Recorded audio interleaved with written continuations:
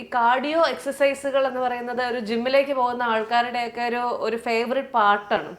അപ്പോൾ പക്ഷേ ഒരു സൈഡിൽ നമ്മൾ കാർഡിയോയ്ക്ക് വേണ്ടിയിട്ട് നമ്മുടെ ഹൃദയ ആരോഗ്യത്തിന് വേണ്ടി ഭയങ്കരമായി എക്സസൈസ് ചെയ്യുമ്പോൾ മറു സൈഡിൽ നമ്മൾ കേൾക്കുന്ന വാർത്തകൾ എന്ന് പറയുന്നത് നന്നായിട്ട് എക്സസൈസ് ചെയ്യുന്ന ആൾക്കാർ ഹാർട്ട് അറ്റാക്ക് വന്ന് മരിക്കുന്നു എന്നുള്ളതാണ്.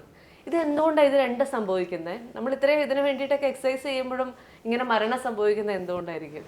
നമ്മൾ സാധാരണ ഒരു ഫിസിക്കൽ ഫിറ്റ്നസ്സിന് വേണ്ടി സാധാരണ അഡ്വൈസ് ചെയ്യുന്നത് 30 മിനിറ്റ്സ് ഓഫ് ബ്രിസ്ക് വാക്കിംഗ്. അതാണ് സാധാരണ അഡ്വൈസ് ചെയ്യുന്ന ഒരു എക്സർസൈസ് എന്ന് പറയുന്നത്. അല്ലെങ്കിൽ ഡയബറ്റിക് ഉള്ള പേഷ്യൻസ് ആണെങ്കിൽ 60 minutes of exercise at least 5 days in a week. ഇതാണ് സാധാരണ റുട്ടീനായിട്ട്. അതിന് മുകളിൽ നമ്മൾ ചെയ്യുന്ന എക്സർസൈസ് സാധാരണ എനിക്ക് ഹാർട്ടിന് അങ്ങനെ ബെനിഫിറ്റോ അങ്ങനെ ഒന്നും ഇല്ല. നമ്മൾ എത്ര ചെയ്താലും ഇത്രയും നമുക്ക് ആവശ്യമുള്ളൂ. അത് കൂടുതൽ ചെയ്തെന്ന് വിചാരിച്ചാൽ നമുക്ക് അഡീഷണൽ ബെനിഫിറ്റ് കിട്ടാനില്ല. ചില നമ്മൾ ഒരു 2 കിലോമീറ്റർ നടക്കണം എന്ന് പറഞ്ഞ് വിടുന്ന പേഷ്യൻറ്റ് ചിലപ്പോൾ ഞാൻ 6 കിലോമീറ്റർ നടന്നു അവർ എക്സസൈസ് ആയിട്ടാണ് ചെയ്യുന്നത്. അതുകൊണ്ട് നമുക്ക് ഹാർട്ടിന് ബെനിഫിറ്റ് ഇല്ല. പക്ഷേ അണ്ടർലൈൻ കാർഡിയാക് പ്രോബ്ലം ഉണ്ടെങ്കിൽ അത് ചിലപ്പോൾ പ്രശ്നം ഉണ്ടാക്കുകയും ചെയ്യും.